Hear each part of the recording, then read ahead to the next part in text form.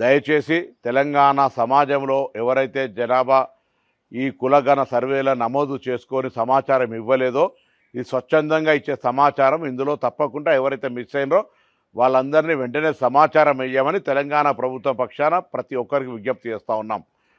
ఇందుకు సంబంధించి ఆనాడు విజ్ఞప్తి చేసిన వాళ్ళు లేదా విమర్శించినటువంటి వాళ్ళు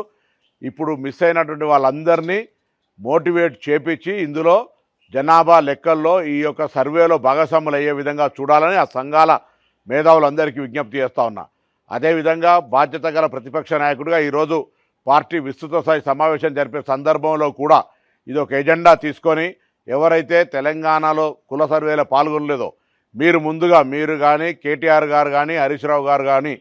సర్వేలో పాల్గొని పార్టీ పక్షాన బలహీన వర్గాల పట్ల మీ కన్సర్న్ చూపే విధంగా మీ పార్టీ సమావేశంలో నిర్ణయం తీసుకోవాలని కూడా ఈ సందర్భంగా కోరుతా ఉన్నాను. అవి చేయకుండా ఊరికైనా విమర్శలకే పరిమితమైతే తెలంగాణ బలహీన వర్గం చూస్తూ ఊరుకోదనే మాట మనవి చేస్తూ మరొకసారి తెలంగాణ ప్రజలందరికీ విజ్ఞప్తి చేస్తున్నా, ఇప్పుడు ఇస్తున్నటువంటి అవకాశాన్ని వినియోగించుకొని కుల సర్వేలో భాగస్వాములై